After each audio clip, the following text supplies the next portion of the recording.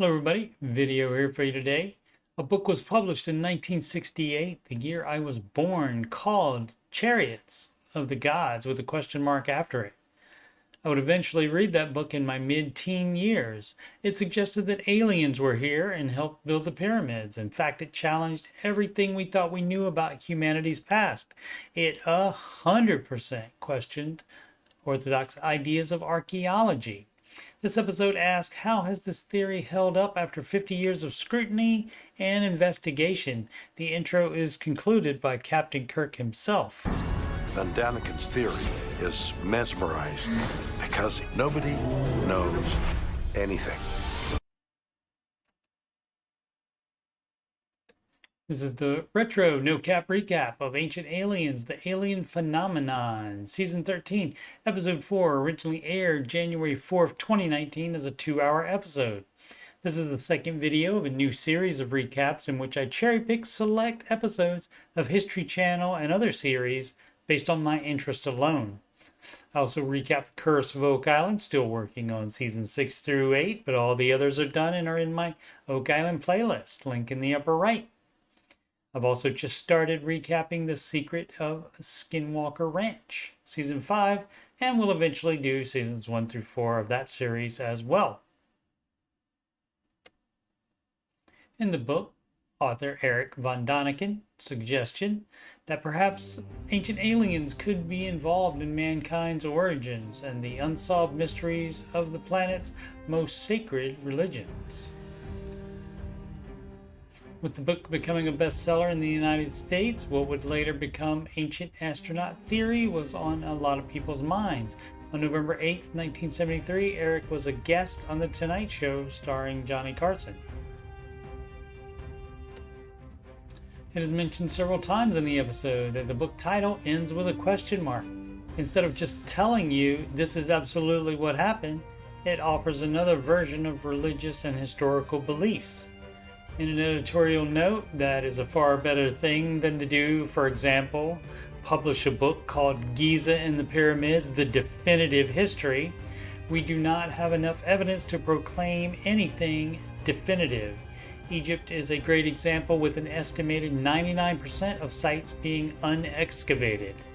Egyptologist Rami Romani says that the questions in the book made people seek answers.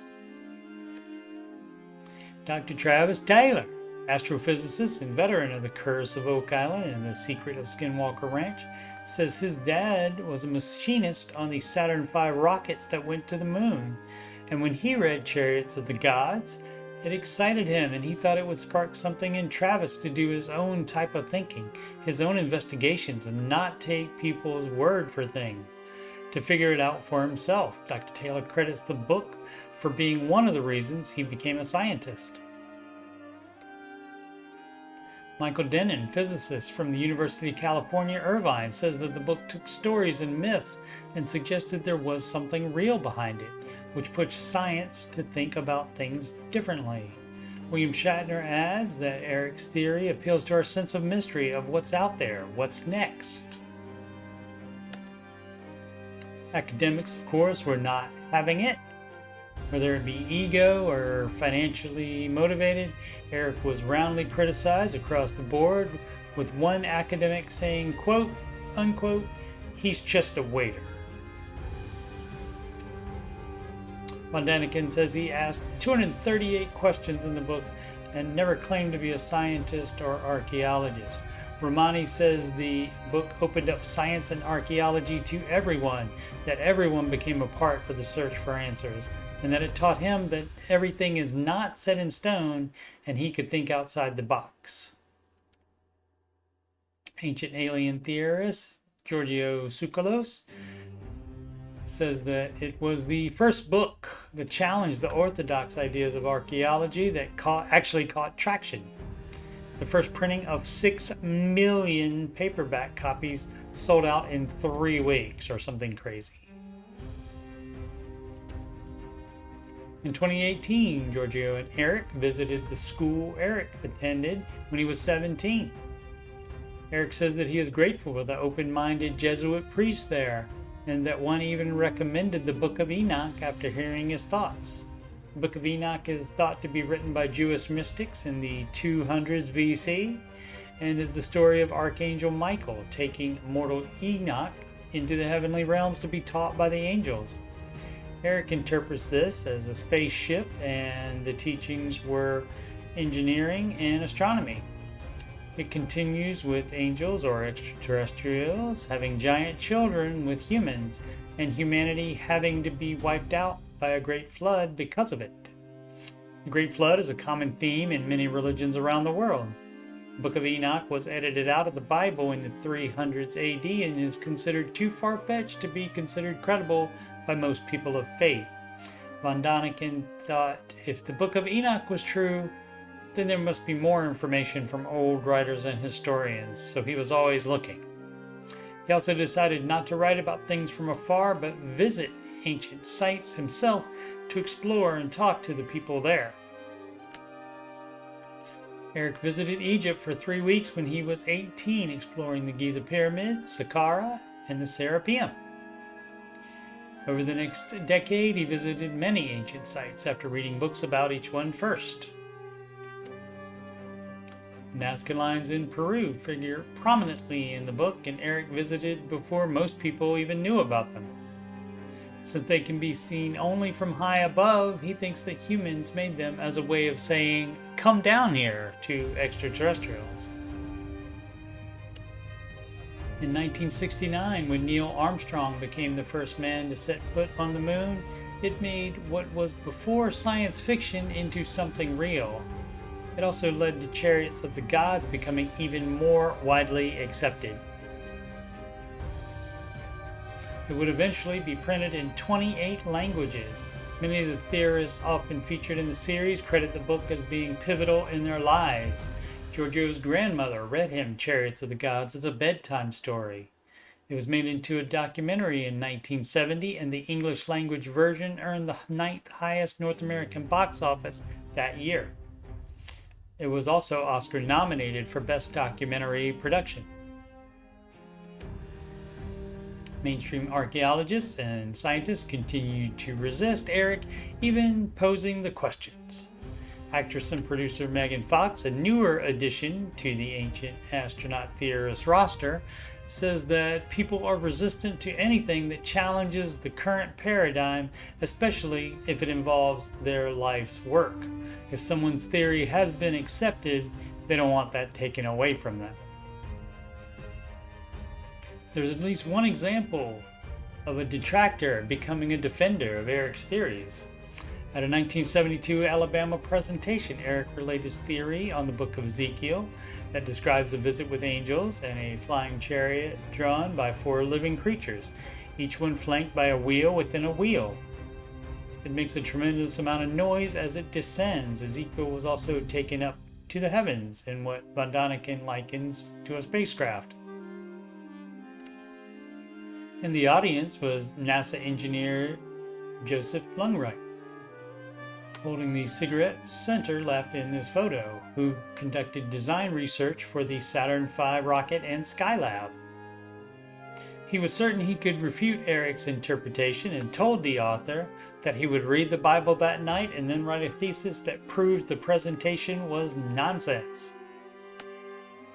He was not only unable to do so, but also designed a practical landing module based on the biblical description. He published his findings in a 1974 book called The Spaceships of Ezekiel. In addition, Blumrich and NASA have an existing patent on an omnidirectional wheel, which allows a device to go forward, reverse, as well as sideways without steering being involved. It is a common technology used today in many forklifts, technology that was realized because of biblical texts and Erich's theories. Blumrich was the first ancient astronaut theory champion in the scientific community. Perhaps more impactful was Erich's influence on a younger, more open-minded set of scholars, intellectuals, and creative artists. In 1975, Erich published his fifth book called Miracles of the Gods, in which he examined miracles and other paranormal phenomena through the lens of what was at that time beginning to be called ancient astronaut theory. In the William Shatner hosted documentary based on that book, a NASA senior scientist says it is definitely possible there is life out in the universe and that beings visited Earth 5,000 years ago. On May 25th, 1977, Star Wars opened in limited release across America. The impact on filmmaking and pop culture was tremendous. The line that greets the audience at the beginning of all the Star Wars movies is especially meaningful to ancient astronaut theorists and believers. A long time ago, in a galaxy far, far away. All previous science fiction movies were set in the future. It was followed in 1978 by the premiere of the original Battlestar Galactica TV series, also set in the past.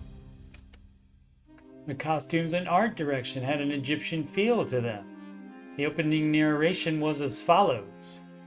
There are those who believe that life here began out there. Far across the universe, with tribes of humans who may have been the forefathers of the Egyptians, or the Toltecs, or the Mayans. Some believe there may yet be brothers of man who even now fight to survive somewhere beyond the heavens. It was canceled after one season, revived a year later as Galactica 1980, rebooted in 2004, and now in 2024, a new reboot is in the works. Nick Pope, who was with the UK Ministry of Defence from 1985 to 2006, says that Star Trek, the X-Files, and the Alien franchise have also incorporated Erich's theories. William Shatner says there's no doubt that being exposed to ancient astronaut theories through these movies, TV shows, and other media has an impact on the viewers.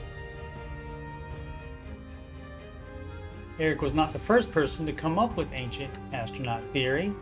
In 1961, a Russian physicist and mathematician published a controversial paper proposing that extraterrestrials had visited Earth's ancient civilizations. Stanley Kubrick's 1968 release, 2001: A Space Odyssey, was based on Arthur C. Clarke's book, The Sentinel, which was published more than 10 years before that.